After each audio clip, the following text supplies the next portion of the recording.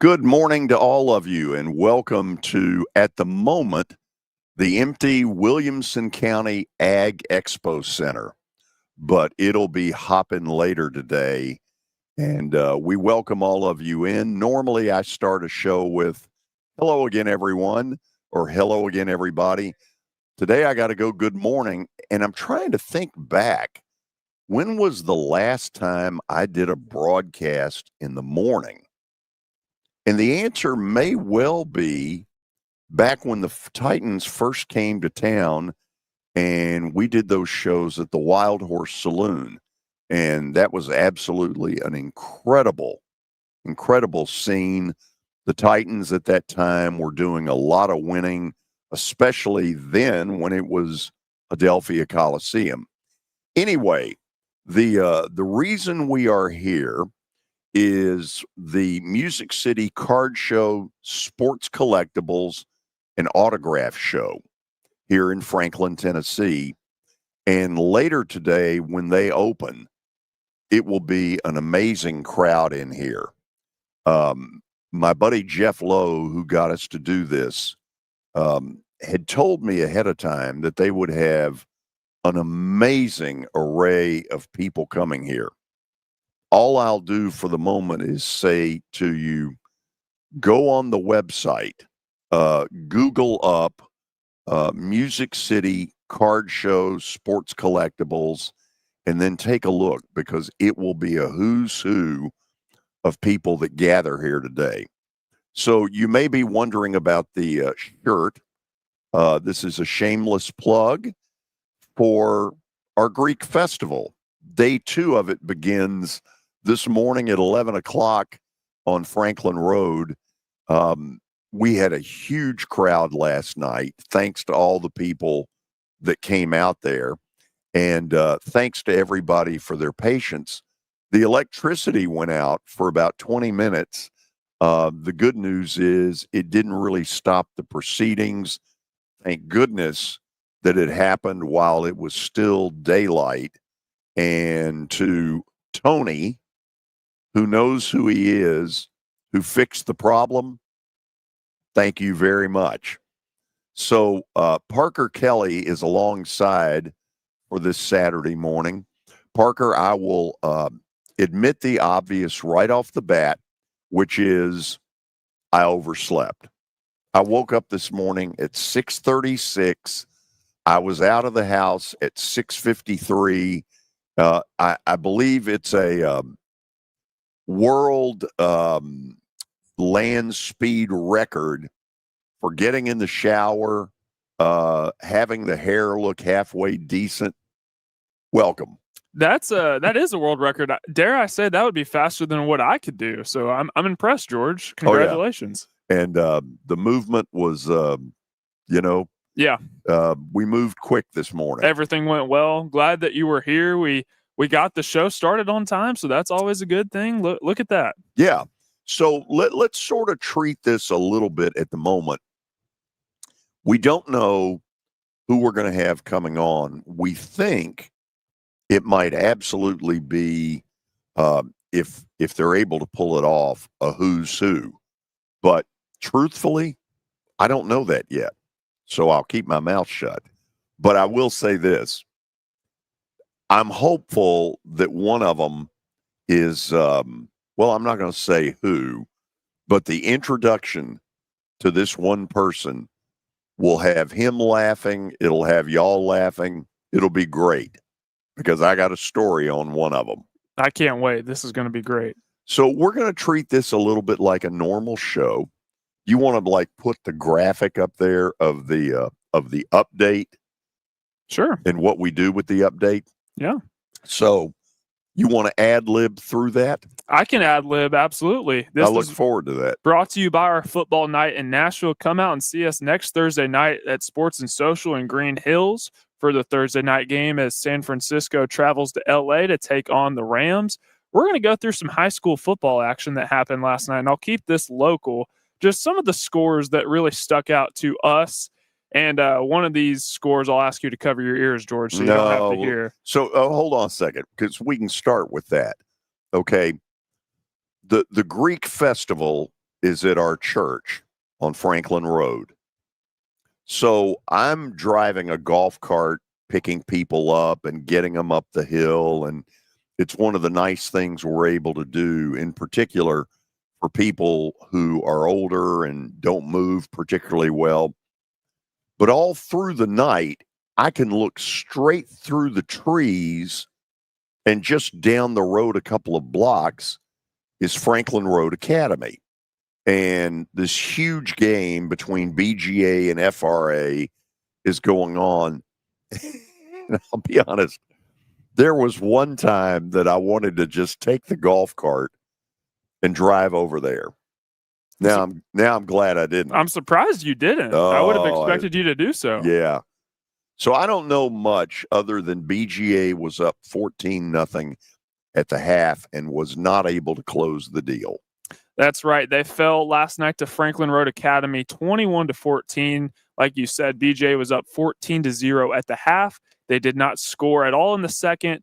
FRA scored 21 straight to win this game by a touchdown. They get revenge from last year's state semifinal game, and FRA wins 21-14. Kind of a surprising score. I expected BGA to win this one at least by a touchdown, but the result was inverted, and FRA pulls this one out at home. This is also pretty surprising. We talked to... Hold on a second on that. Don't go any farther. My gut feeling is that BGA and FRA will end up playing again in the playoffs. It feels like, I'm not going to say certainty, but there's a good likelihood that happens. I wouldn't be surprised. These are two of the best teams in Division II AA. Moving up to AAA, we talked to George Robinson about Lipscomb Academy yesterday, and boy, they did not look good. Yes, they put up 33 points, but the problem is they allowed 65, and that was to Christian Brothers out in Memphis. Lipscomb Academy falls on the road 65-33. Lipscomb Academy is now 1-5 on the year, and they're 4-12 under Jamie Graham in his second year leading the Mustangs. Okay, think about this. There were 98 points scored in that game, right? 98, yep. Quick math. Okay, it's not a 60-minute college or pro football game with 4 15-minute quarters. These are 4 12-minute quarters. Yep. To put up 98 points in 48 minutes, that's pretty amazing. Not a lot of defense being played, that's for sure. Man, no kidding. We're going to stick to some of these private school scores are just insane. So Montgomery Bell was the 10th ranked team in the state last night, at least. They got Baylor, didn't they? They got Baylor. Yeah. And boy, did Baylor lay it on them, 45-18. And NBA, worst part about this was NBA was at home, and they've been playing some really good football early on. And they lost to Baylor last night at home, 45-18. Baylor, this is the team that fell in the state championship last year to Macaulay. They're still really good, and they showed it last night. They beat NBA 45-18. So, I know, like, for instance, in the state of Indiana, if you've ever watched the movie Hoosiers, back then they basically get rid of classifications. And for the state title back then, they just lumped everybody into one deal. Well, if you lump everybody into one deal in the state of Tennessee in football, you'll have some argument, but Baylor might be at the moment number one. Yeah, they're on one the of the list. They're one of the best teams in the state, regardless of classification. Yeah, they're no really doubt good. about it. They scrimmaged BGA in, mid-August. And the story got told to me that at one point they're looking over in the corner and they're seeing a person that looks a little suspicious, kind of weaving in and out of stuff, just kind of putting his head, here and there. And it was Peyton Manning. They went over to see who it was, and it was Peyton Manning, whose son, as some of you know, has has enrolled at Baylor. And anyway, good story. Yeah, his son Marshall, I believe he's in 8th grade, but he might be Marshall? bumped up Okay. already to varsity. So, yeah. And, obviously it's different by state in terms of classification. Sometimes they are just lumped all together, and sometimes there's, like in Florida, I think they have 9 different classifications, and it doesn't matter if you're public or private. In Tennessee, they do separate, and I guess it's kind of, when I explain this to people who don't live in Tennessee, that all the public schools are in Division II, they automatically think, oh, if you're Division II, you're worse than the public schools. But I got to say, some of the teams in Division II AAA, best in the state. What else we got? So Christ Presbyterian, they played Ravenwood last night, and this was expected to be a really good game, and it was. Not as high scoring, still some points put up, but Ravenwood wins this one 28-21. This game was played at Ravenwood.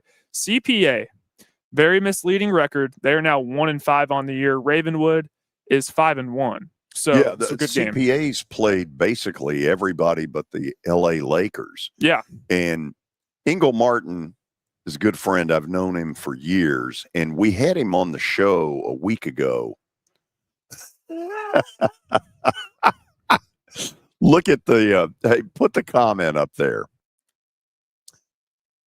Oh, I love it. So that person, Andrew Jensen, has been our hero this week because, first of all, I mentioned this yesterday. Andrew is the one that picked out all the equipment for us.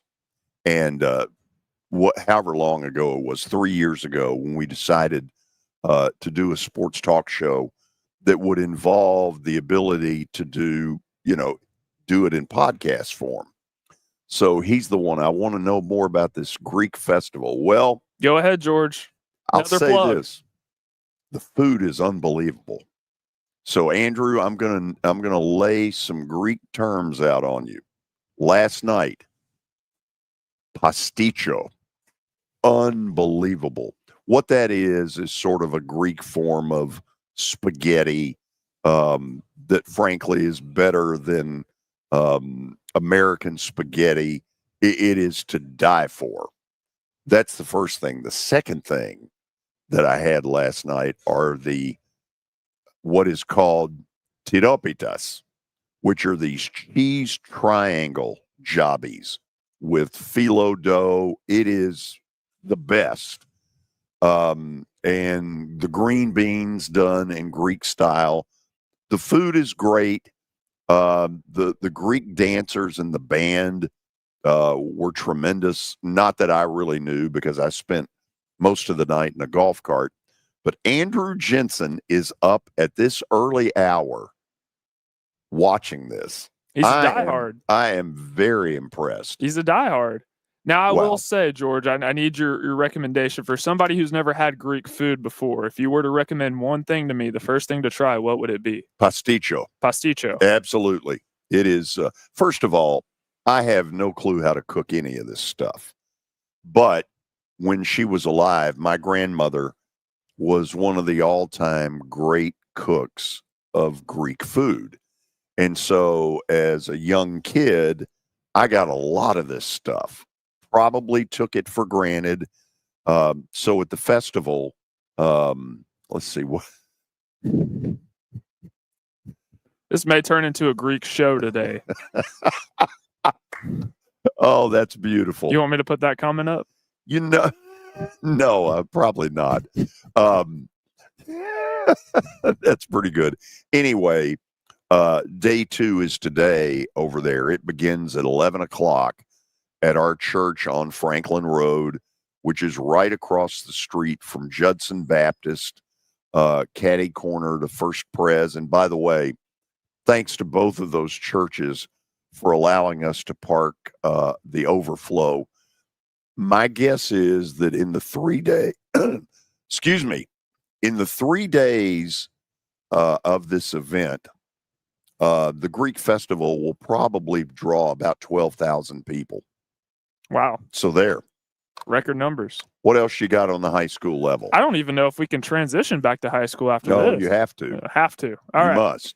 Pearl Cone, another team with a misleading record. They lost their first 4 games of the season. Just like CPA, they took on all comers. That's right, and they have responded with 2 straight wins. They beat a ranked team in Tennessee in Springfield. They beat them by 2 last night, 35-33 on the road. And this Pearl Cone team, for whatever reason, I like to compare them to the Cincinnati Bengals. They get off to slow starts, but yet they find a way to just pick up wins. And once they get in the playoffs, they're dangerous. Yeah, but their slow starts are the product of scheduling all comers.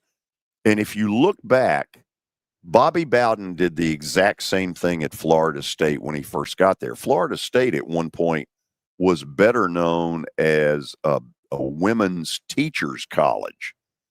And Bobby Bowden got hired from West Virginia. And when he rolled in to Tallahassee, they'd go to LSU, they'd go to Miami, they'd go to Nebraska, they went to Michigan. And he just said, we'll take on all comers. And good for him. And Pearl Cone, I'm telling you, once they get into the playoffs, they're going to be something to be reckoned with. Brentwood, this is kind of surprising. Brentwood fell last night to Henry County, 25-16. This is a game that Brentwood arguably should have won. Henry County is pretty good, but Brentwood is better, at least on paper. But games are not played on the paper, are they, George? No, they're not. And Henry Thank County, you for that cliche. Henry County won this one 25-16. I heard you mention Paper Tiger sometime earlier this week. I like that term. I may have to start using that. Paper Tiger. Paper Tiger. Oakland, their defense was on full display last night. They played Blackman. This game got really ugly last year. This game was played at Oakland last year. They return, play at Blackman this time around. Oakland wins on the road at Blackman 32-0. Not a single point scored from Blackman, which shocked me. My hope is they behaved, both teams, because they had kind of been put on notice that this was never to happen again. Yeah, I didn't see anything on my Twitter feed about a fight, so good. That's a good thing. Last year it got pretty rough.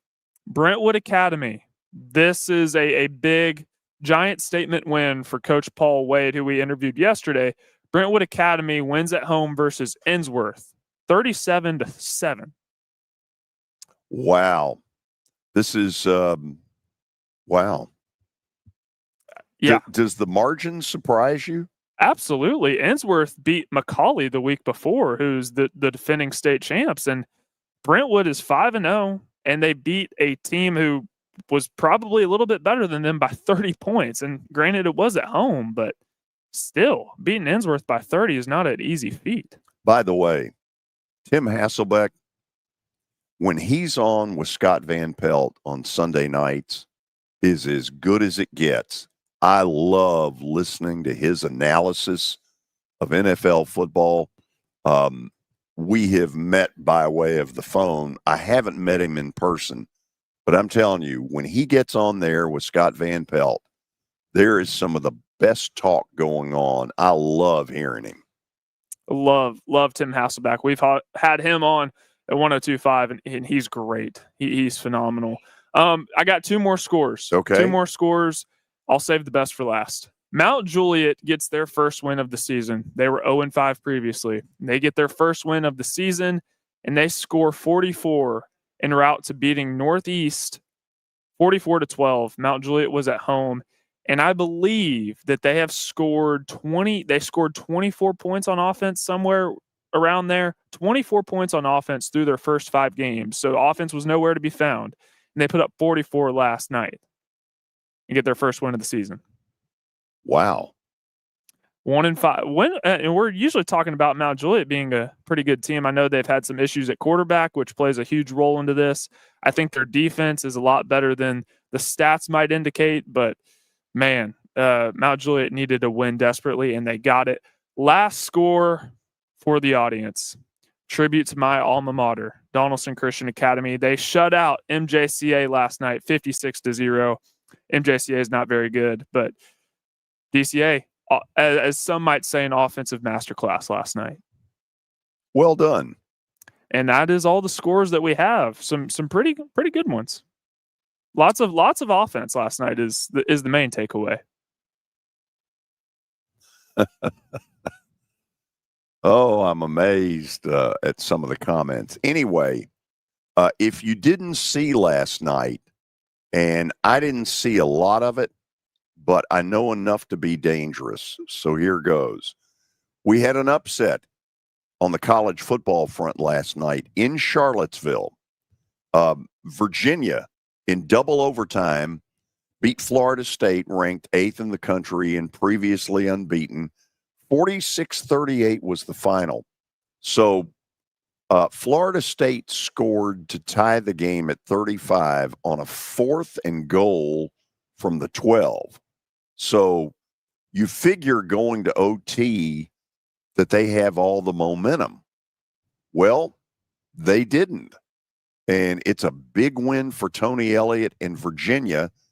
Tony Elliott kind of got caught on national TV not realizing that you have to go for 2 in the second overtime. At one point, when Virginia scored the touchdown, he puts up 1, the signal, kick the extra point. And sometimes you win even maybe when your coach Yeah, Brian Callahan type situation. You got to know the rules, right? Didn't quite know the rule. Here's one that caught me off guard when I woke up this morning. Arizona State rallied to beat TCU 27-24. That was one of my picks yesterday, that TCU +3 would cover. Well, it's a push. And the deal is that Arizona State scored the last 10 points in regulation to win that game. And then very late last night in overtime, Houston rallied from 14 down to beat Oregon State 27-24 in Corvallis. Oregon State's not very good, but I thought played better last evening than at any point that I have seen. Anyway, that's what I've got for the moment. We're going to take our first break. Let's see here. It is 7:54, and we will come back with more from the Williamson County Ag Expo. And you're going to see some different views of what's going on when we come back.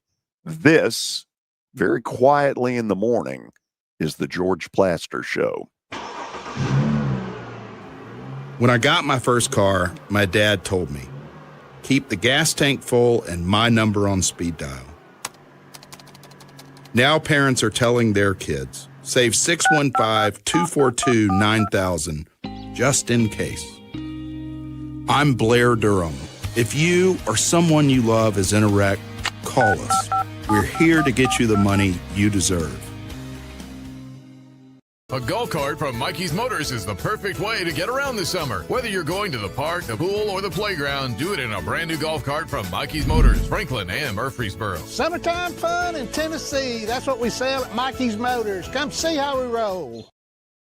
It's easy to say good things about the folks at Strike and Spare Family Fun Centers. Number one, I trust them with something that's near and dear to me, the Plaster and Friends Celebrity Bowling Night.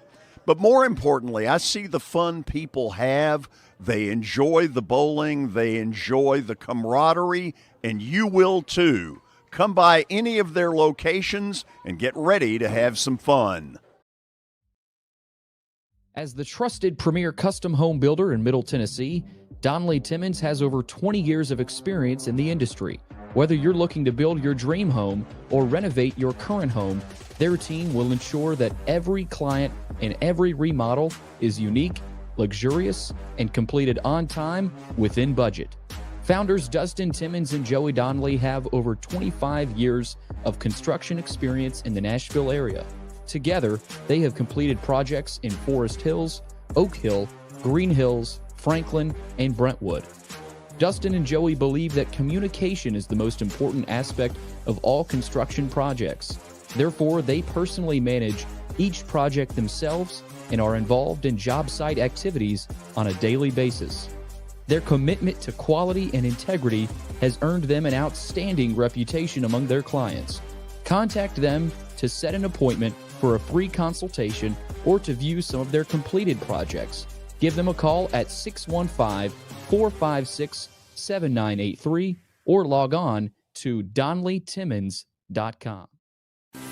At Wilson Bank and Trust, we believe you shouldn't have to choose between personal service and digital solutions. As your local independent bank, we're proud to offer the relationships and trusted service you expect, along with the tools and technology that keep you moving forward. So whether you're growing a business, buying a home, or planning for the future, we're here to help.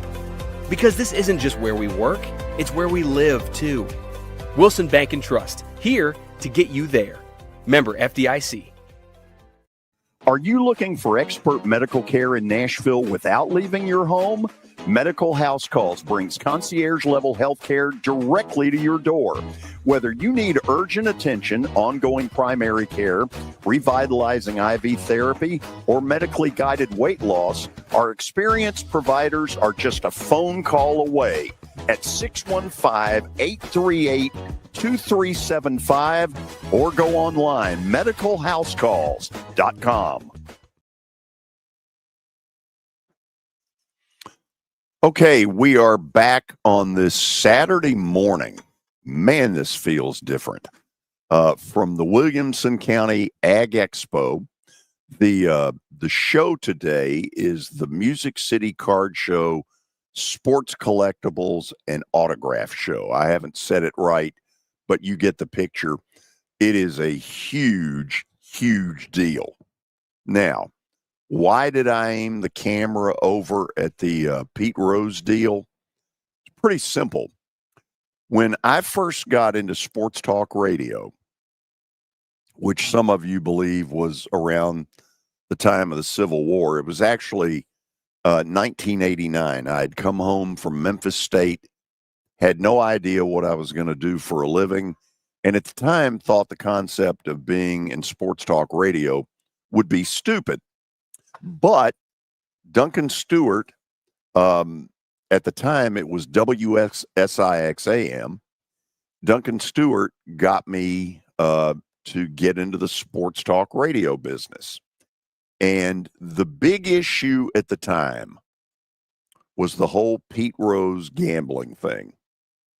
And what I learned in the summer of 1989 was if you truly wanted to do no preparation and just walk in, let's say, to do a 2-hour show, because at the time, I think I was on from 6 to 8 p.m.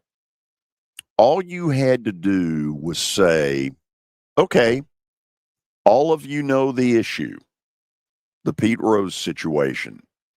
What's your opinion? Boom.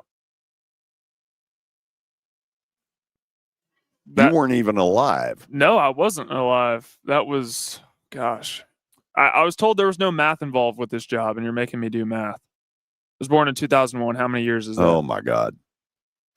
12 years before you were born. Yeah, 12 years before I was born. So the deal was that baseball had supposedly conducted an investigation of Pete Rose under then Commissioner Peter Ueberroth. And Ueberroth appeared to kind of whitewash the whole deal and really just sort of sweep it under the rug. But stuff started really coming out. Betting slips and, and some pretty shady people that Pete was hanging around with. Pete at the time was the manager of the Cincinnati Reds. He had, for a while, some people will forget this, he was once a Montreal Expo. So the Reds hire him initially as a player manager. He breaks Ty Cobb's record for most hits in a major league career. He then becomes a manager only, and all this stuff starts getting out there. And it just gets louder and louder and louder. And it is becoming the issue in sports talk radio in 1989. You could not go anywhere in a show whether you wanted to do it, anytime you opened the phones, people were asking questions. Rose was vehemently denying all of it. Major League Baseball was conducting their Dowd investigation, and they had the goods on him. And they had the goods so much so that once the new commissioner, Bart Giamatti, confronted Rose in a meeting, Rose signed what was essentially a lifetime ban from Major League Baseball, but would admit to no wrongdoing. So that would have been, without having it in front of me, I want to say August of '89. And the weird twist to the story is that Bart Giamatti, the commissioner, dies of a heart attack like 10 days later. And Pete Rose went to his grave believing that Bart Giamatti was going to reinstate him a year later. Who knows whether it was going to happen or not, but that was the big story back then.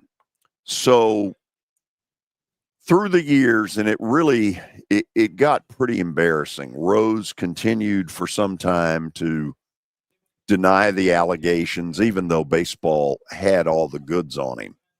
And I will believe, probably until I go to my grave, that Rose would have gotten in. He would have gotten reinstated while he was alive if he had not shown up in Cooperstown, just down the road from the Hall of Fame ceremony, hawking memorabilia and autograph signing and all that kind of stuff. It really got crazy. I know that this is was a big topic of discussion because he's in the Hall of Fame now, correct? Absolutely the baseball, not. Or no. I'm sorry. They let him back in. I guess they ended the lifetime ban on him. So after he died.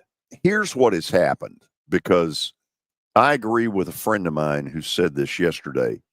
It was a brilliant stroke by the commissioner, Rob Manfred, because what he has done, if you really think about it, what he's done is he has tossed this hand grenade at the Baseball Hall of Fame in Cooperstown and basically said, you all decide it. What he's done posthumously is he's made Pete Rose eligible, and now all the pressure is on the writers, the people that vote Hall of Fame, to either let him in 2 years down the road when the next vote comes in, or not do it. I believe Rose is going to get in, because I believe the pressure from the public will be intense, that now that baseball has backed off and said, okay, you're eligible. So Jeff Lowe has been very, very close to Pete Rose and Rose's family. And so what they have set up over there, and I read this thing yesterday, I'll read it again. Let your voice be heard. Come sign the official petition to elect Pete Rose into the Baseball Hall of Fame. So I signed this thing yesterday, and I want to kind of yap about it because clearly we got a lot of free time. I don't, back in the late 80s when all this was going on, I was staunch Pete Rose. Let him in. I was totally for it. More and more, as I watched some of the stuff that went on, it really became harder to support Pete Rose. And so while I've signed that thing, How do I really feel? It's really mixed because on one hand, the Hall of Fame is not a hall for saints. You know, if it was just for good people, Dale Murphy would already be in because he'd be a first ballot Hall of Fame human being. But the Hall of Fame in baseball, which I believe is the toughest hall to get into, that's not the way it's been conducted. And there's some people in there, I think in the steroid era, there are probably some people who have gotten in who cheated the integrity of the game the same way Pete Rose did. The difference may be in the fact that baseball has always posted the sign. If you walk in any clubhouse, you'll see that sign. What I don't like, and where I think baseball's really two-faced, is, yeah, the players can't gamble, Major League Baseball personnel can't gamble, but by golly, the clubs can use as sponsors gambling companies. And to me, that's really two-faced. Yeah, it's kind of like, this is what I compare it to. It's kind of like in college football when Reggie Bush got his Heisman taken away for, everything that went on with him. And then come 2021, actually everything that Reggie Bush did, we're now making legal. It's kind of like that situation. And they give him his Heisman back, allow him back in the Heisman house. It is very two-faced. And I'm kind of with you. The Hall of Fame to me is not about what kind of person you were. It's based on what you did on the baseball field. And if we're going by that, Pete Rose should absolutely be in the Hall of Fame. This one I'm really torn on because on one hand, I guess I'll be relieved a little bit once he gets in. And I believe he's going to get in because I think the pressure is going to be so intense that baseball really is going to have the writers are going to be under amazing pressure. And this is, it's really interesting being older that there's a younger generation now that really doesn't know this story at all. No, I definitely don't. I'm not some baseball fanatic like you are, like Danny Evans, but I even don't know the whole story about Pete Rose. That's why I'm just kind of sitting back and just letting you talk because I'm listening. Well, I believe that and I don't have the exact date of when the first time Pete Rose can be voted on, but at the time that happens, you mark my words on one thing. It will be maybe the biggest sports story right then because, it's a different deal now. Pete passed away, I think at the age of 82. Sadly, and this seems kind of cold-hearted to me, when Manfred did this, it basically was very self-serving.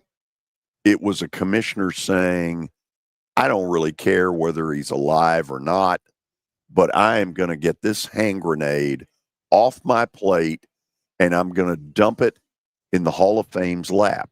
Now, you can call it what you want, but that's absolutely what's gone down.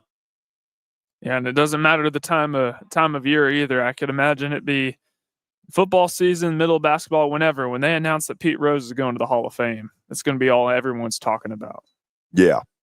So it's an issue that, 1989, it's been 36 years ago. And I guess what I would have wished is that Manfred had done this while Pete Rose was alive and said, look, 35 years is a long time. Before he passes away, we're going to give him that moment in the sun. Mm-hmm. Different people have different opinions on it. There are others who are just as, not no, but hell no, that he should never get in. And I'll tell you, when you see the Baseball Hall of Fame ceremony and you see all those players back in the background, if you were to poll them, they are very against this. Mm. Yeah, this is definitely a controversial topic in the baseball world. I'm kind of going to shift the conversation a little bit because I'm interested to get your thoughts on this. I know a lot of people have a lot of mixed opinions on the job that Rob Manfred has done as the commissioner of the Major League Baseball. If you were to kind of summarize what he's done so far, you think he's done a good job? You think he's done a poor job? Think he could do a better job? First of all, he's a labor negotiator. Do I think he has the kind of love for baseball that I have, or I'll pick somebody who I know loves the game, Larry Schmittou. Do I think Rob Manfred has that passion for the game? Absolutely not. No. Personally, I think his best move was the pitch clock. I think that has sped up the game. It needed speeding up. Too many 4-hour games. So I think that's been a good move, a check mark in his corner. I would go so far as to say that before it's ever implemented, based on what I saw on the minor league level, the ball and strike thing that you can appeal, the way the minor leagues have done it, if that's the way they do it on the major league level, I think it will be universally applauded. Yeah, and I'd say for before the pitch clock, and games were going 4 hours. I think that's how if the goal is to bring in as many fans as possible, even the casual ones, you don't even have to be a diehard baseball fan. But if your goal is to bring in as many fans as possible, and you have games going 4 hours, and the pace of baseball is already slow as it is, with the whole pitch clock, and you're making games. Sometimes they're done before the 2.5 hour mark, which has been a huge improvement for the game. But I'm sure you saw the comments that Rob Manfred made, I don't know, 2-3 years ago about the World Series trophy being just a piece of metal. And to me, when I read that, that says, okay, it's not just a piece of metal. It's one of the most valued trophies in all of sports. Clearly, this guy doesn't have the love of the game as a lot of other people do.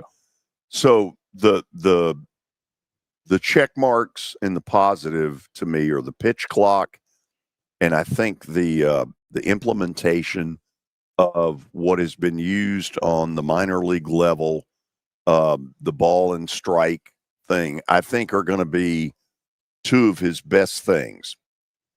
On the flip side, the comment about the piece of metal was stupid. I would say that as a baseball purist, the extra innings put the runner at second. I do not like. I think it's stupid. But on the flip side, and I'm going to talk out of both sides of my mouth, the use of pitching in baseball, you see too many teams right now who, in this babying of pitchers over the years, has kind of forced this move a little bit. I hate it. I don't know what the answer is, but putting the runner at second to start the 10th inning, to me, is bull. Now, let me also say this. Rob Manfred will be the sitting commissioner of a 2027 strike. Baseball is headed into its nastiest labor negotiations that it has had since the turn of the century. And Rob Manfred is going to be a problem in that. What are a lot of contributing factors? Does the fact that they don't have a salary cap and you have teams like the LA Dodgers spending buku bucks on their roster and kind of delaying those payments to years way down the road, does that play any role into that? Oh, it doesn't play any role. It is the issue. The issue that will end up with baseball probably in a strike in 2027, it's all about the salary cap. And there are nasty feelings on all sides, and it broke out in a really ugly way back. Manfred has made this attempt to visit, all of the major league clubhouses. And the truth of it is the players don't trust him whatsoever. And I don't know that I blame him, but it really got ugly when he visited the Phillies and Bryce Harper told him to get the F out of our clubhouse. What happened? I don't remember. It was early in the summer.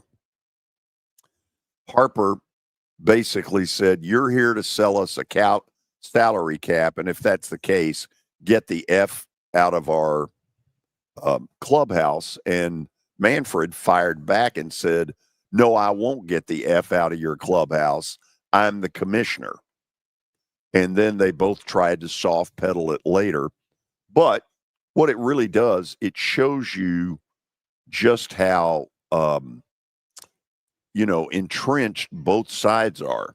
The owners, it appears to me, have basically made a decision that there will not be baseball in 2027 unless there's an agreement on a salary cap.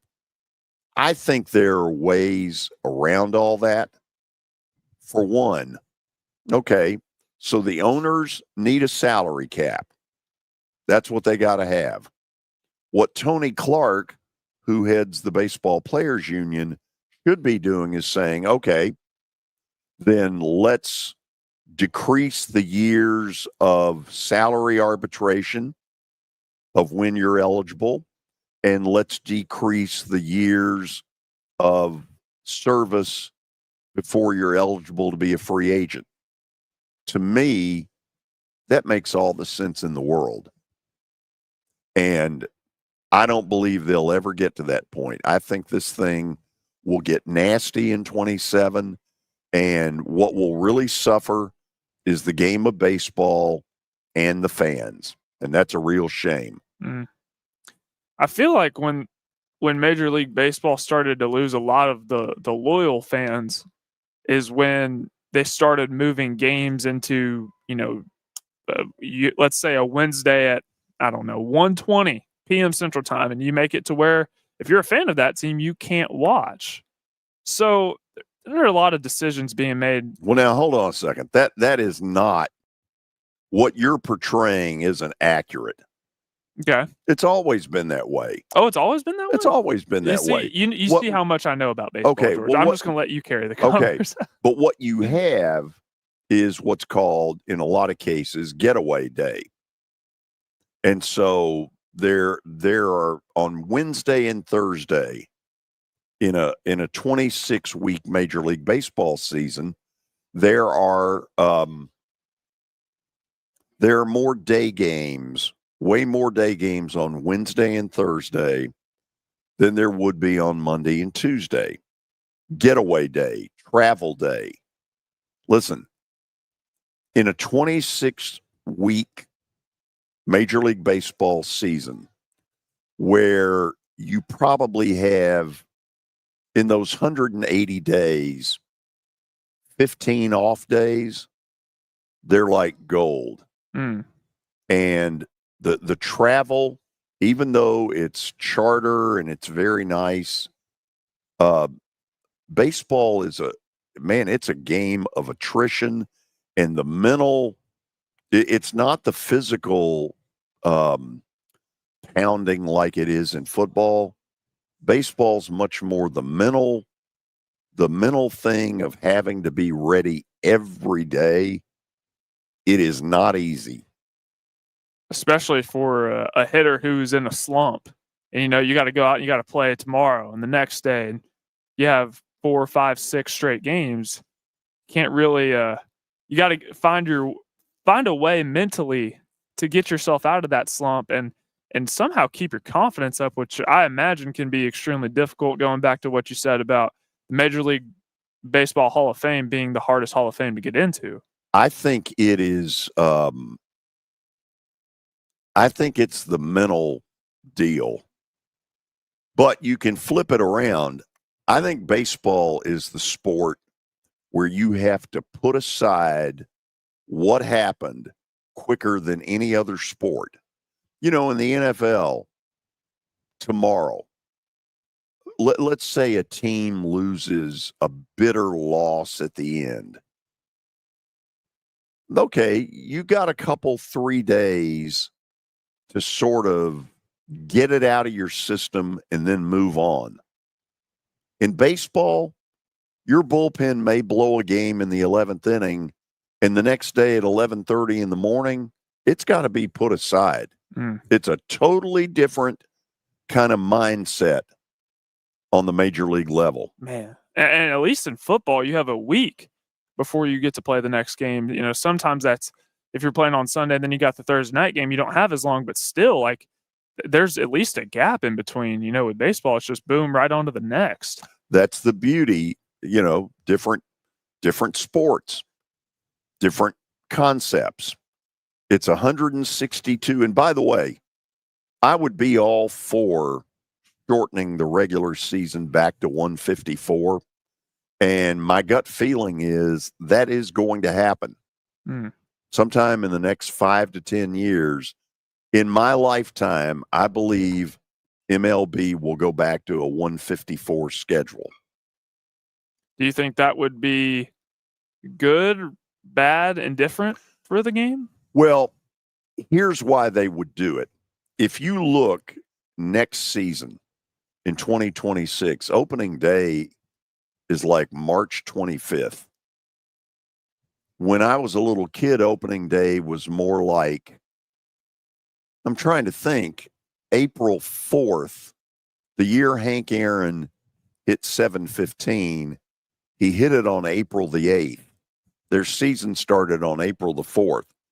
What's gone on is they have pushed the baseball season earlier and earlier because they've had to add an extra round of playoffs. And that's a revenue thing because the TV networks will pay that kind of revenue. You know, they'll pay big bucks for postseason. I think going to 154 is a natural, and I think it's going to happen. So explain this whole commissioner thing to me. How would Rob Manfred, how would they, is it kind of one of those deals where, just explain it to me. If Major League Baseball was to get a new commissioner, hypothetically, how would that happen? Well, he's already said that he's going out, I want to say sometime around 2029. He's already made that clear, and he's also made clear that one of the things he wants to have happen before he goes out is that Major League Baseball expands by 2. One out toward the West Coast, where today Salt Lake City appears to be the leader in the clubhouse. And one of the faces of that deal is the former Brave star Dale Murphy. He is sort of the front man for the Salt Lake City effort to get a franchise. On the East Coast, there is absolutely no question that Nashville, Tennessee, right now is the leader in the clubhouse. But there are a lot of questions, among which, you know, who's the owner? We haven't got that. Yeah. And until we do, until we know who that person is, it really isn't as solid a deal, you know, as you would think it is. I know ESPN insider Jeff Passan said on the Pat McAfee show that Nashville was one of the more likely candidates to get a team. It's just a matter of... No, he went a lot farther than that. He basically said they're a cinch. Yeah. The problem is living here, it doesn't feel like a cinch. I know. The first place that Nashville turns is former Governor Bill Haslam. And nobody has really been able to get the definitive answer of whether he is going to put his hat in the ring or not. The second most likely option is the former Oakland A's pitcher Dave Stewart. And Dave Stewart's financial backing is very, very solid. I've actually talked to Dave about some of it. After that, I think MLB would have to step in, much as the NHL did with the Preds, and you have an owner who doesn't live here, Craig Leopold. And I think the possibility of that is pretty strong. That's why there's so much uncertainty about where we are as a city going for one of these franchises. I could be wrong in saying this, but it feels like locally we've been having this conversation forever, it seems like. But nationally, it seems to be well known that this Nashville Stars effort is likely going to happen. I saw a video Look, pay no attention to this Nashville Stars crap. Okay, what the one positive that group has been able to do, and I give them credit for it, is to put Nashville's efforts out there. But in the end, they are not going to have a damn thing to do with what ends up happening when it comes to this. They are not a factor in any of it. This Nashville Stars thing, first of all, I'm not convinced if we do get a team that will ever be the nickname. That was basically that group led by John Lohr at the time put that nickname out there. Do I think it will be Nashville Stars? Absolutely not. Don't believe it for a minute. Someone in our YouTube chat says needs to be the Nashville Vols. Disagree. There's only one Vols team in the state of Tennessee. Well, you're wrong about that. Okay, this is where your lack of age comes into play. Mm-hmm. Do you know why I'm saying that? Why is that? Because we had a minor league baseball team before you were born called the Nashville Vols, who played in Sulphur Dell. Sulphur Dell is where the current Sound Stadium is. So don't get all high and mighty on your Big Orange. Can't help myself, George. It's a big game today. Yeah, but you put one out there. I mean, when that comment got made, it's because it was the Nashville Vols in the 60s. Minor league baseball. So when did they stop becoming, or when did they end? I don't remember the exact. I know I was born, but I didn't know anything about it. And then Larry Schmittou brought into existence the Nashville Sounds 1977, 78 with the building of Greer Stadium. Okay. Yeah. I got to set you straight. I'm learning so much today, George. Why don't you just keep going? Yeah, whatever. We'll go to the break. It is 8:30. What are we doing here? Well, I'll tell you what we're doing here. First of all, we're at the Music City Ag Expo. Let me do that again. The Williamson County Ag Expo in Franklin. If you get on exit 65 South, Franklin is mile marker 65. You go 4 miles past that to 61 and turn left, get off the interstate, turn left, and you'll see this beautiful facility. And in fact, we're going to show you a little bit more of it after the break because it's a terrific facility. This is where the Music City card shows, sports collectibles, and autograph session will be in day 2 here in a little while. And they got a great lineup of people. We will go to the break. This is the George Plaster Show. When I got my first car, my dad told me, Keep the gas tank full and my number on speed dial. Now parents are telling their kids, save 615-242-9000 just in case. I'm Blair Durham. If you or someone you love is in a wreck, call us. We're here to get you the money you deserve. This is my buddy Stan Harrison from Apple Collision Centers. Recently, you've been talking to me about companies that have a fleet of trucks and they're always in need of repairs. That's right, George. We understand that nobody likes to deal with the auto body repair process. We try to simplify that at our 3 convenient locations. We work with all major insurance companies. We help to ease the stress of the auto body repair process. We're located in Old Hickory, Hendersonville, and Gallatin. If you need our services, please stop by and see us. And how convenient that we have that in the background. Now, seriously, these are good folks. They do really good work. Give them a holler.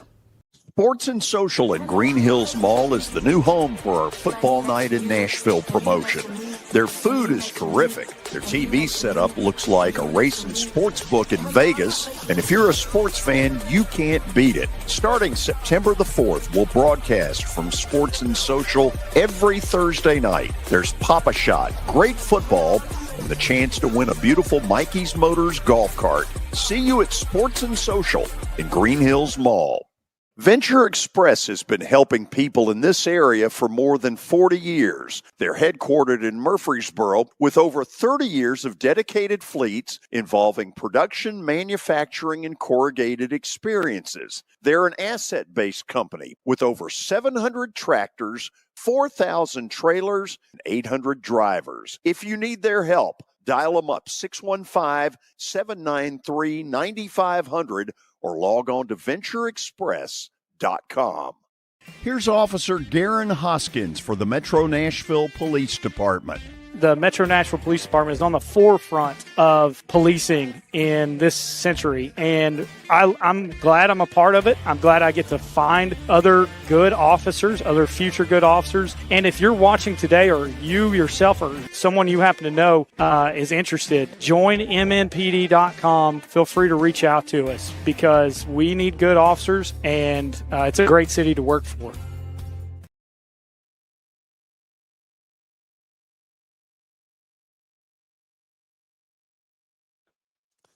Okay, we are back, sort of a special edition of the George Plaster Show. We're trying to give you, I wish we had the ability to show you down on floor level here at the Williamson County Ag Expo. What's going on down below is amazing. A ton of different people, card collectors, the whole 9 yards. It looks like people are starting to come in or being allowed in. At least it looks like it is. So really, we can't show you a lot just because of where we're located. I guess we've done the best we can. You know what? I might do one thing, though, here. Start talking. Okay. Turn me off. All right. Turning George off. I'm going to buy us a little time until George gets the old camera set up. So get to talk to me for a little bit. So we're here at the Williamson County Ag Expo, and we got here around 7:30 this morning, a little before that, and people are starting to roll in. It's a very nice venue, lots of sports memorabilia around here, and it looks like we have George back. Oh, yeah. Look at That's that. special. So that's one of the corners. It doesn't show you really the best of what's there, but it'll give you an idea of what's going on. So it doesn't look like we're going to be able to pull off the guests, and later I'll tell you who we were trying to get. But it's a weekend of college football that is ridiculous. It is that good, and so I'm not letting you use the Tennessee line because that's the easy one. But of all these other Godzilla big games, if you only had one, what would it be? Said a couple days ago that I'd probably pick Penn State and Oregon. I feel like that is going to be a very good one. I'm actually more confident in Oregon than I am Penn State just because Penn State historically has not been able to win the big one, and they are favored at home, which I'm a little surprised by. It is a whiteout game. I'm going to flip to the opposite side just because I want to pick a different game. But Georgia and Alabama, there's a reason that Georgia is less than a field goal favorite. I feel like Alabama, it was good for Ty Simpson's confidence to play UL Monroe and Wisconsin in back-to-back weeks after the Florida State loss. And honestly, we don't really know. We didn't have a good idea of how good Florida State was going to be. We don't really have a good idea of how good Alabama can be. But the Florida State loss last night, pretty eye-opening.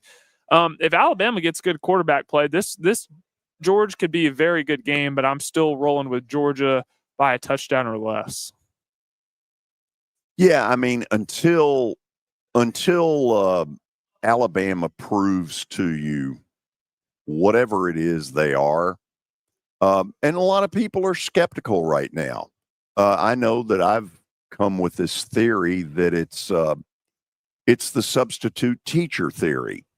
As a kid growing up, if you got a substitute teacher, it was almost code for, oh, playtime is on. Let's see how far we can push the new substitute teacher. That's the way it worked. And I believe right now that's what's been going on at Alabama. You know, they won huge under Nick Saban, but he was very demanding. And he didn't put up with a lot of crap. And the players probably at times didn't enjoy that. And I think what's ended up happening is that they've used the substitute teacher thing.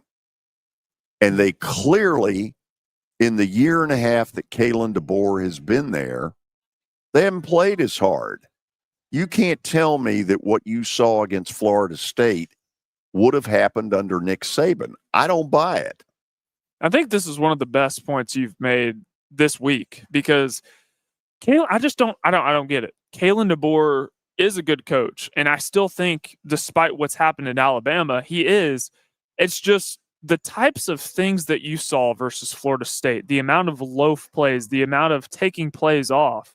If that happened under Nick Saban, one, you'd hear it from him, of course, and you'd hear it from the entire coaching staff, but you would also hear it from the leaders on that team, their leadership council.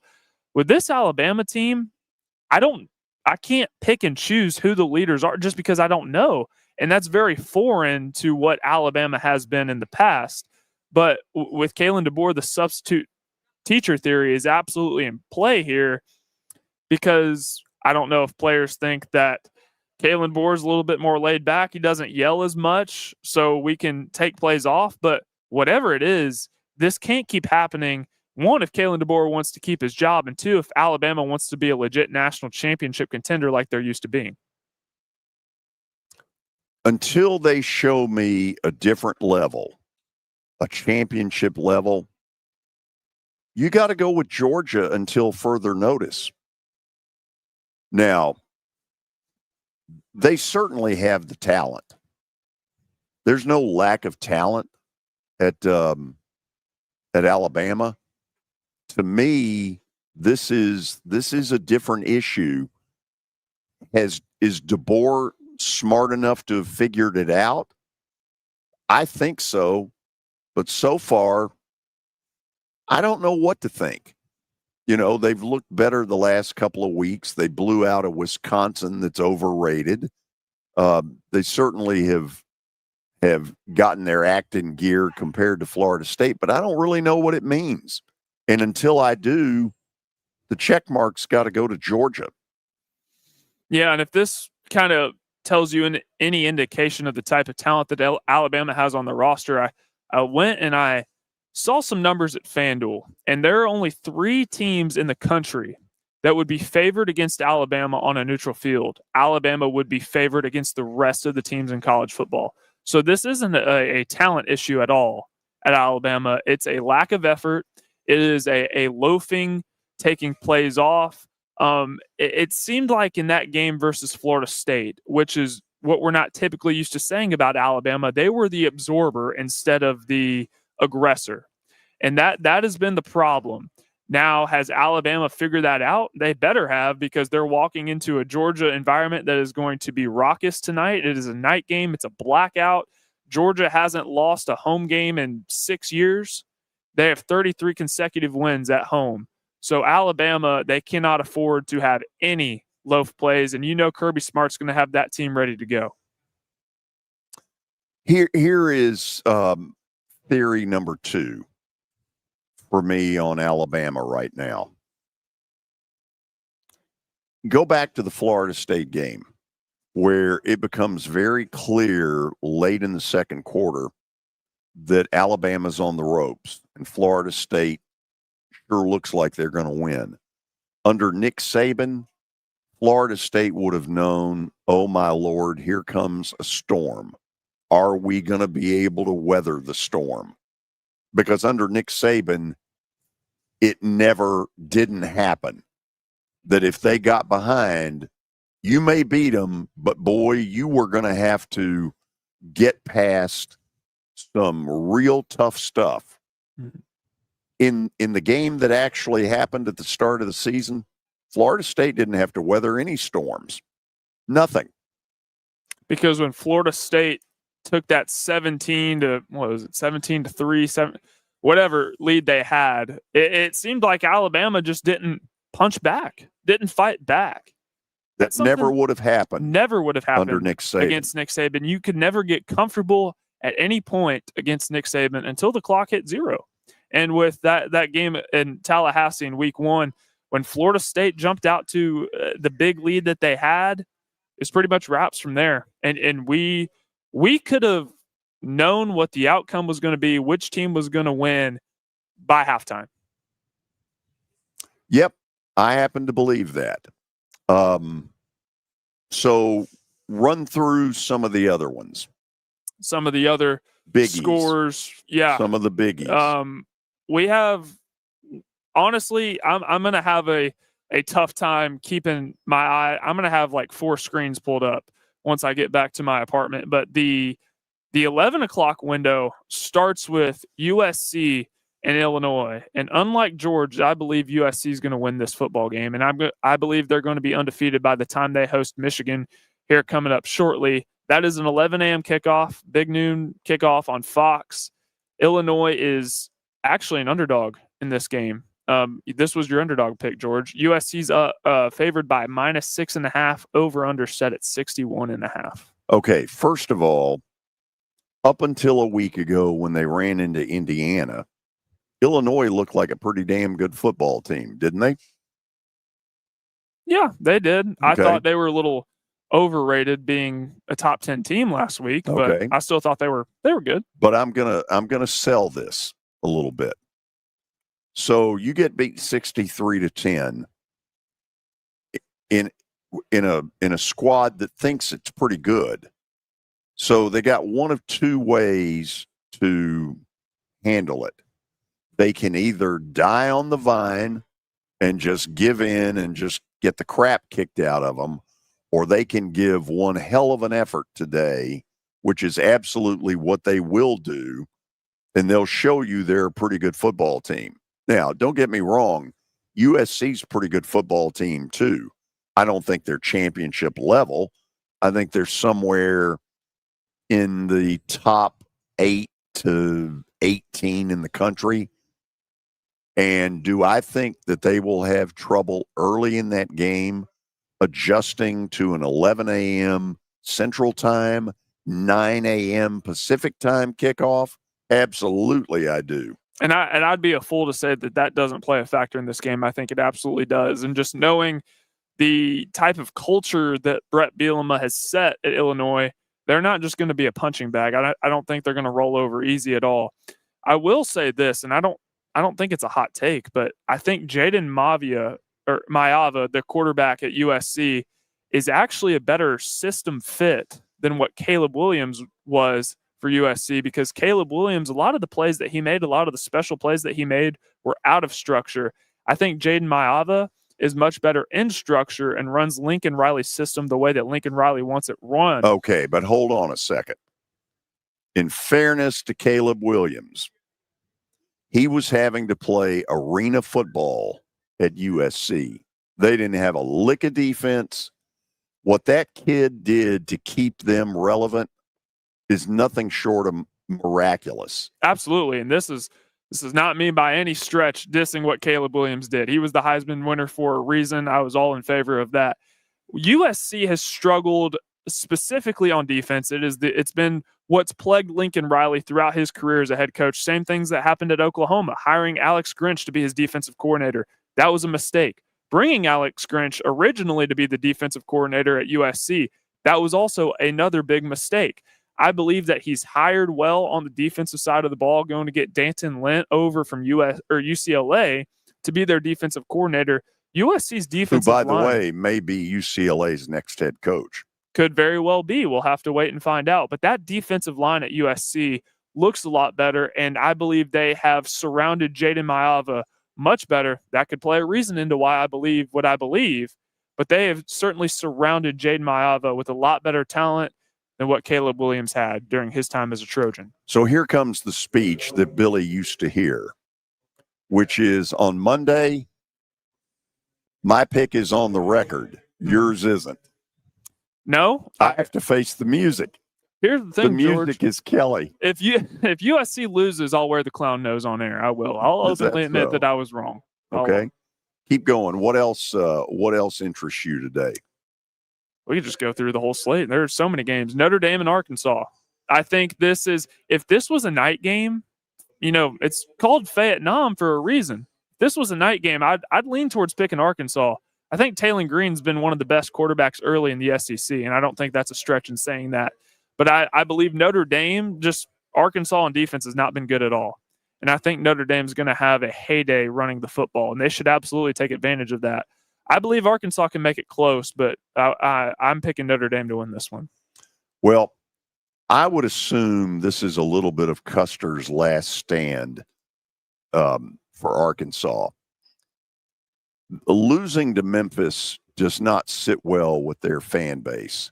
And the defensive lack of, if you watch that game, they really never got Memphis under control. And they end up losing in a weird way, 32-31. I believe that Sam Pittman, first of all, if this were to turn out really ugly and one-sided, it would not shock me if next week they make the announcement that either Pittman is gone or he'll be gone at the end of the season. Mm-hmm. Because I think there is a level of unrest at Arkansas right now about where they really stand. On the other hand, a victory over Notre Dame might be absolutely what he needs to save his job. And in the interim, if he were to get shown the door, here comes Bobby Petrino as the interim. I'm not rooting for Sam Pittman to lose his job. I love Sam Pittman. I know the Arkansas fan base does too, but ultimately they want to win. And man, after watching that Memphis game last week, it's hard for me to believe that there's not some sort of black magic curse on Arkansas. They have scored 7 out of their 18 trips to the red zone this year. They've scored on 17 of them, whether that be a field goal or a touchdown. The one they didn't was the one that they just had to get a chip shot field goal against Memphis, but they fumbled the football. And credit to Memphis for knocking that ball loose. But man, that the game was right there for them. And you picked them, George. You picked Memphis. I'll give you your flowers, but you can't tell me there's not some sort of curse on Arkansas football. Thank you. You're giving me flowers. I am giving flowers. Hypothetical flowers. Yeah, but thank you. I think Notre Dame will win this football game today. Looking at some of the other scores, Ohio State, Washington. I think this is going to be another good one. Just because Ohio State beat Texas in week 1 does not mean all the check marks have been checked for Ohio State. Yes, they're the defending national championship winning team. Yes, they have a lot of talent on the roster. Washington is one of the most underrated environments in all of college football, and they have to travel, 2 time zones to the Pacific or the Pacific Coast to take on Washington. Washington has a really good football team. I have no earthly idea how they're not ranked right now, but that's going to be a tough one. I think Ohio State wins, but Washington covers. Okay, I guess all I'll say is this. I don't know how gettable Ohio State is. They've beaten Texas.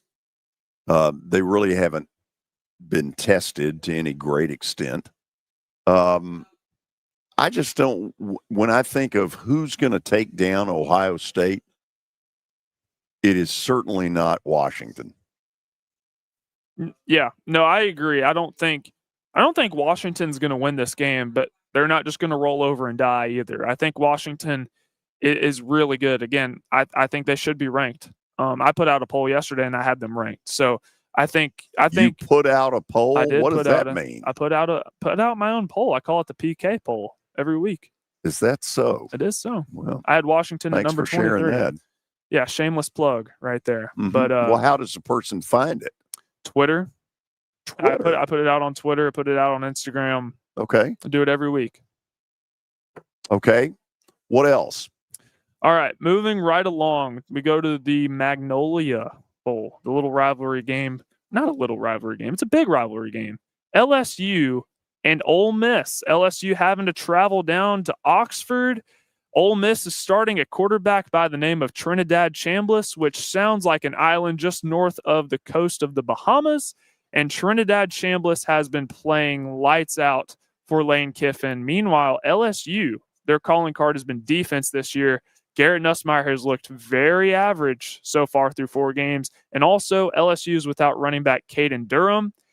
This is going to be tough because LSU already can't run the football. And now they're without their starting running back. They're going to need a masterclass from Garrett Nussmeier today. So here's where maybe the rubber meets the road. The LSU people are not totally sold on Brian Kelly. He probably didn't help himself when he first got the job and did that phony Southern accent thing. That didn't go over well at all. No, it didn't. No, it didn't. LSU, the fan base believes, and I think they're accurate about this, that they have as much talent, if not more, than anybody in the country. The problem is, at least so far in the Brian Kelly era, it's never played out to its fullest. They weren't in the playoff a year ago.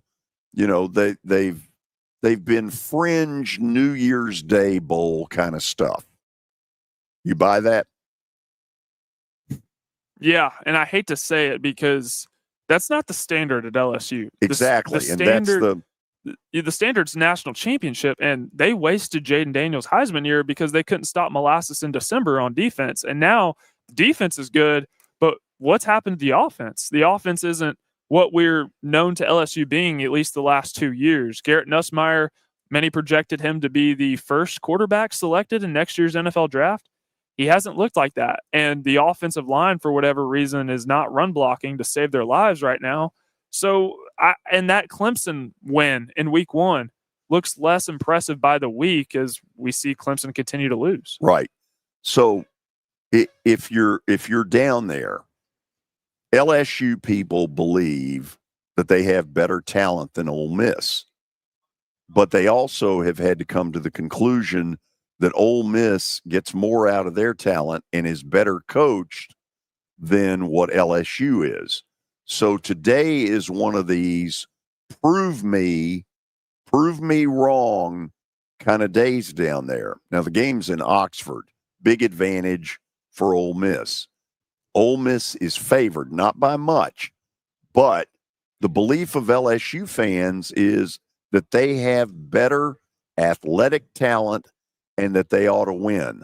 Mm-hmm. And if they don't, you're going to hear it. If they do, get ready. They're probably going to get in the college football playoff. That's how important this one is. I believe it. And if we're just scouting logos, if we're going off of whose logo is who, most people are picking LSU. But I think what Lane Kiffin has been able to do offensively with, doesn't matter who's back there. It could be you, could be me, could be Kelly back there at quarterback. Lane Kiffin's going to get the most out of him. And he's gotten the most out of Trinidad Chambliss. I believe this Ole Miss offense is going to put up some numbers again today. I think it is going to be a good game, and that's why I'm leaning towards Ole Miss, because right now they are getting the most out of the guys that they have. I think defensively they've taken a step back from what they were last year, so that could potentially be a problem for them as they go on later in the year, but their offense looks dang good. I took Ole Miss in the plaster bets of the day. There were like 8 of them, which is absurd, but I kind of liked some of them. I think this is going to be a real dogfight, but in the end, I'm not sure that LSU's secondary is at the level of stopping Ole Miss. And I think Ole Miss wins the game, but if LSU does, they're going to get in the playoff. Absolutely. I think with this win, that pretty much tells us the type of team that this LSU team is in 2025 at least. But I just have a gut feeling that Ole Miss is going to win this one today. Stop there because we're approaching 9 o'clock. Those of you who are wondering what in the world are they doing, we're at the Williamson County Ag Expo in Franklin, Tennessee. If you go I-65 south to exit 61, or as I call it, mile marker 61, that's where this facility is. When you get off at 61, you go left, and this beautiful facility is hosting this amazing event, the Music City Card Show, Sports Collectibles, and Autograph Show. Amazing lineup of people that they have assembled for both today and tomorrow. We'll go to the break. We'll talk a little more college football. When we come back, this is the George Plaster Show. When I got my first car, my dad told me, keep the gas tank full and my number on speed dial. Now parents are telling their kids, save 615-242-9000 just in case. I'm Blair Durham. If you or someone you love is in a wreck, call us. We're here to get you the money you deserve. A golf cart from Mikey's Motors is the perfect way to get around this summer. Whether you're going to the park, the pool, or the playground, do it in a brand new golf cart from Mikey's Motors, Franklin and Murfreesboro. Summertime fun in Tennessee. That's what we sell at Mikey's Motors. Come see how we roll. It's easy to say good things about the folks at Strike and Spare Family Fun Centers. Number one, I trust them with something that's near and dear to me, the Plaster and Friends Celebrity Bowling Night. But more importantly, I see the fun people have. They enjoy the bowling, they enjoy the camaraderie, and you will too. Come by any of their locations and get ready to have some fun. Convenience and value, 2 words that we expect when we do business. Our goal at JHA Company is to deliver just that, both to our school partners and to our customers. Whether you're purchasing photos, yearbooks, class jewelry, letter jackets, school spirit wear, or senior graduation products, we strive to make the experience easy, convenient, and cost-effective. Find out more at jhacompany.com or call 615-867-6345 for more information. JHA, one source, one company. If you are paying too much for your health insurance, you know what? You need to contact the folks at Pancoast Benefits. Pancoast works with businesses and individuals to tackle the high cost of health insurance. Whether you're a business owner, large or small, self-employed, between jobs, or over the age of 65 and in need of a Medicare plan, Pancoast can help. They make understanding your benefits less difficult and more personal. So check them out today, pancoastbenefits.com, or call them at 615-292-3400. Are you looking for expert medical care in Nashville without leaving your home? Medical House Calls brings concierge-level health care directly to your door. Whether you need urgent attention, ongoing primary care, revitalizing IV therapy, or medically guided weight loss, our experienced providers are just a phone call away at 615-838-2375 or go online, medicalhousecalls.com.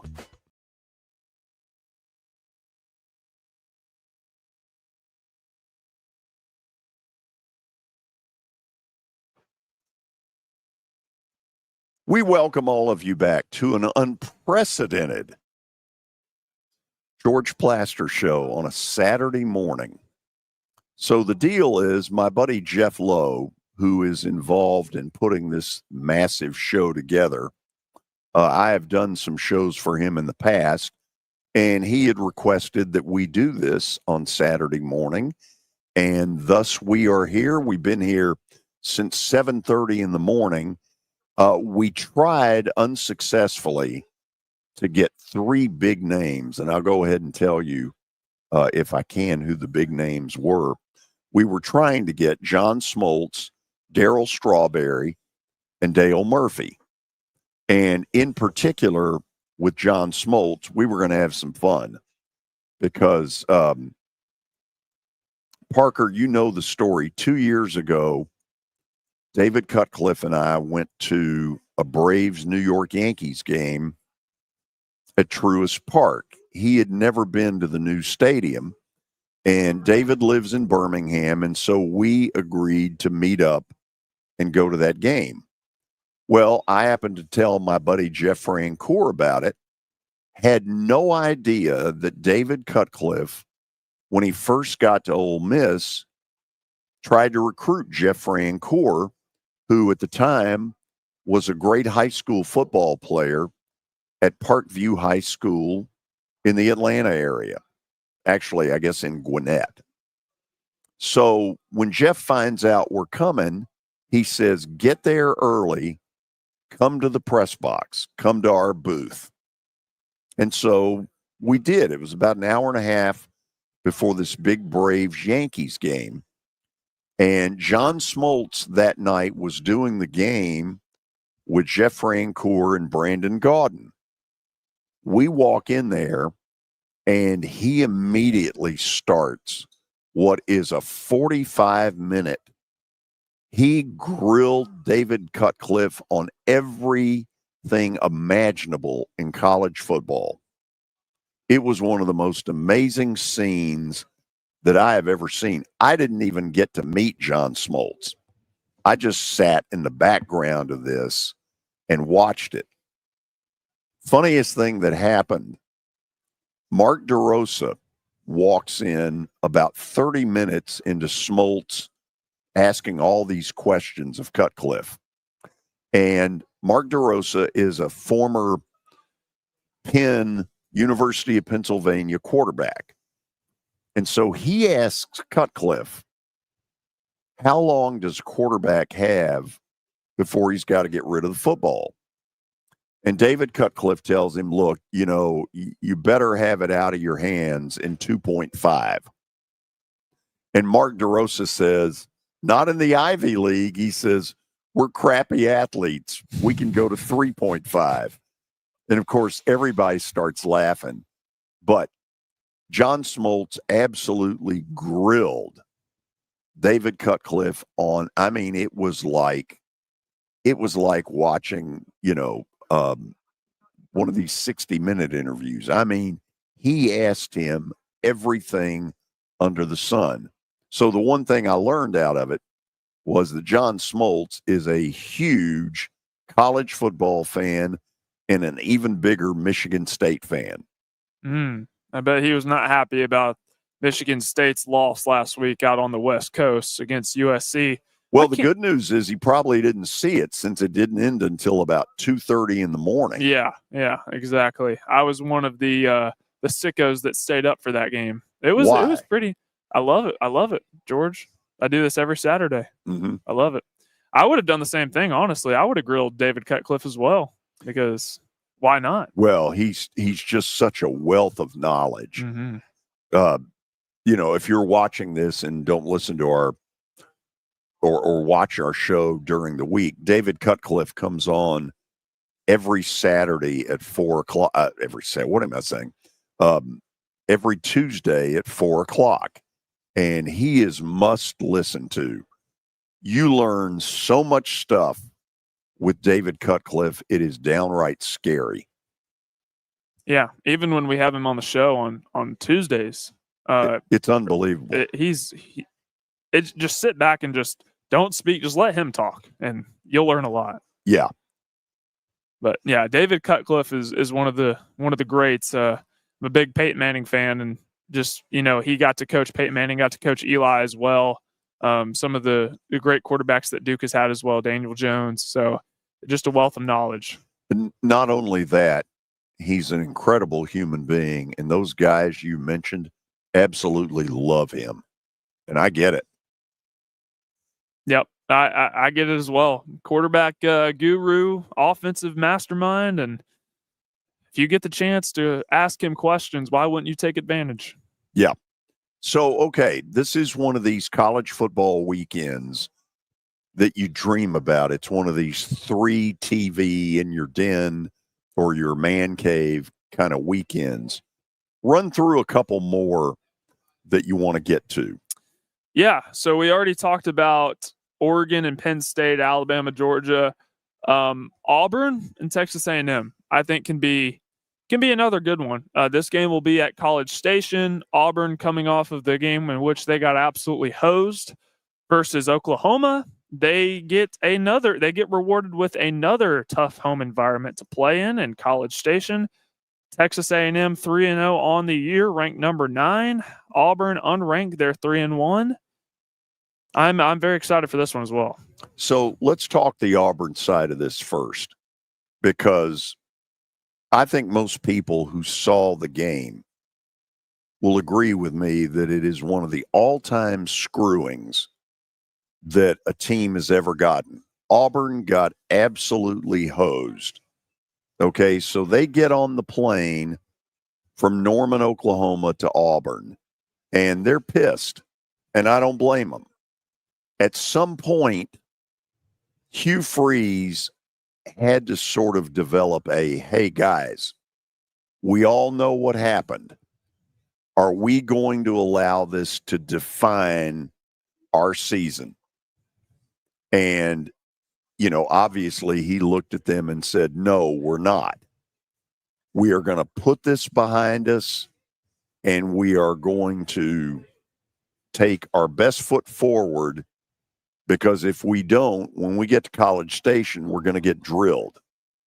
So I think you're going to see a really motivated Auburn to basically say, you know what, we're not going to get screwed 2 weeks in a row. The problem with that is that A&M is better than they have been. Marcel Reed, who of course played at NBA, to me, took a huge step forward in that drive to win the game at Notre Dame. And throughout that game, he looked better than I saw him a year ago. I think this is a better version of Marcel Reed. I think it's the natural progression where he just simply has gotten better. And that's going to be a problem for Auburn. This is going to be a war today. Auburn feels like they got something to prove. A&M's got a lot on the line, because they want to go to the playoff, and you better beat Auburn at home if you're going to the playoff. It's that simple. Yeah, with A&M, they did something that we haven't seen Texas A&M teams in the past do, and that's win in crunch time, win one-possession games, the clutch factor from Marcel Reed. To be honest, before the season, I doubted if it was there. I doubted his ability as a passer. So far, he has proven me wrong, which I'm happily, ready to admit, because I love Marcel Reed. I love seeing the success that he's having. He's obviously a local guy. They won that game against Notre Dame through the passing game, through explosive playmaking, and they didn't run it on the tail end of their running backs, which they have a stable of. So that shows me that this Texas A&M team is very capable, winning in multiple ways. Auburn, going back to that, I have a point that I want to make. I'd love to get your opinion on this, George.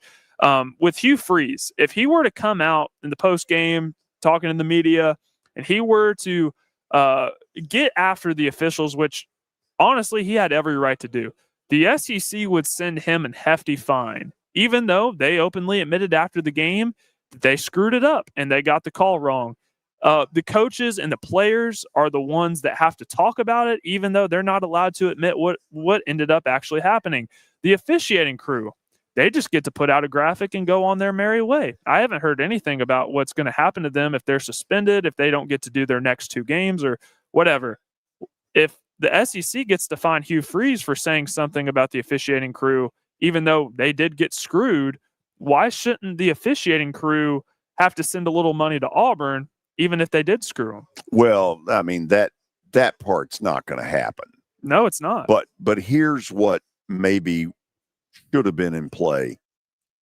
In the past, you've seen officiating crews who have huge problems basically getting a 1-game suspension. Now, I don't know exactly what goes on in officiating. It's possible that the SEC didn't have that option, that they needed that crew as bad as they were last week. I don't think it looks good that this crew that we have heard basically nothing out of the SEC office. It's a concern. And I guess what it really boils down to is however you want to handle how this, the go abouts of this, what boils down to is there's no accountability for the officiating crew. They screwed up, but they get to hide behind this graphic that the SEC put out. Meanwhile, you have your players and you have your coaches that are grilled about this in the post game, even though ultimately it wasn't their fault. I mean, their jobs are on the line, and that's ultimately in the hands of the officiating crew, and they got it wrong. I think if Hugh Freeze had not had the issues that he had at Ole Miss, I think you would have heard more from him. But I think he knows that, he's on a little thinner ice with the SEC office than most of the coaches. And so he probably did the wise thing by really not saying much, but the SEC ought to be embarrassed. No, absolutely. I mean, under the category of it just means more. If it does, you got to do something. Absolutely. I think you're right about Hugh Freeze. I went back and I looked at his transcript of the post game, and he didn't. You could tell he started to say something about it. But then what did he say? He said, well, he was getting ready to go in on the officiating crew, and you could tell he kind of bit his tongue. He's like, actually, I can't say that. So he was about to go in, though. Funniest thing I've ever seen in that kind of deal. Hugh Durham was the longtime basketball coach at Georgia, and he used to about once a year kind of lose it. And he happened to lose it this one particular year against Vandy, and he got tossed. And he went down to Vandy's bench and shook the hands of every player. And when he got to see him, Coach Newton says, Hugh, they're going to make you leave. Well, in the post game, he gets asked about it immediately.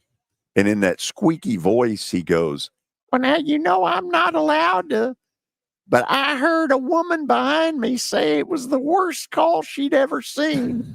And it was absolutely hilarious because he sort of went around the rule.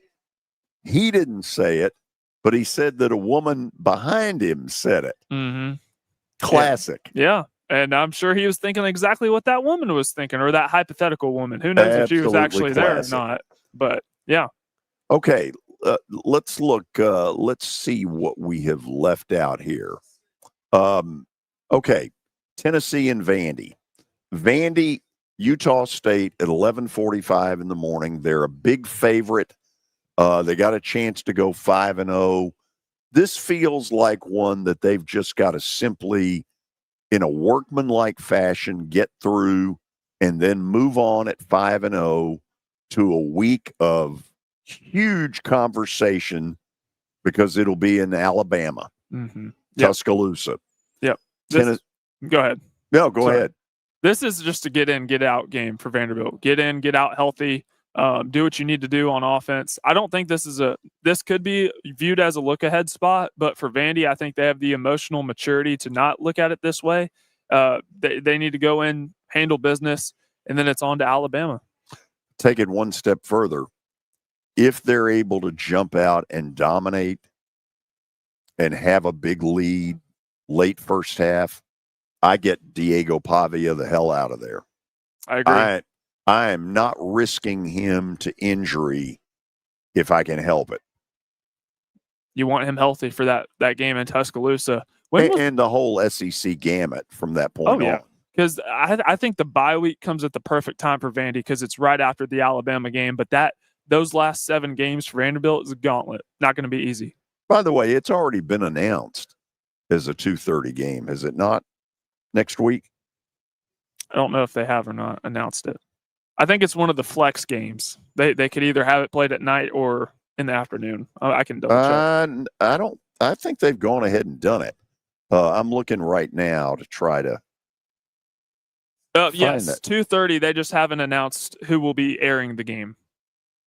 Okay. I'm sure it'll either be ABC, ESPN, or the SEC Network. One of the Okay. Let's close out with Tennessee and Mississippi State in Starkville. I know Tony Basilio has really been worried about what they're facing down there.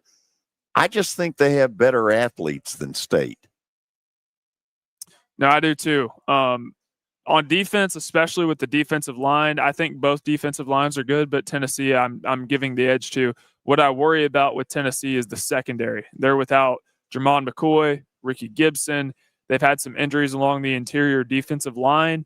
I worry about the back half, but this, on paper, should be a game that I would predict Tennessee to win. But, Mississippi State could pull the upset like they did versus Arizona State. It is a tough environment. The cowbells are going to be clanging and banging, and so it's going to be a tough. I don't think this is going to be an easy game whatsoever for the Vols. I think it'll be a fist fight. So the question is, to what level is Mississippi State better? Okay, we've got one piece of evidence that says, well, they were good enough to take down Arizona State, and that's a very impressive win.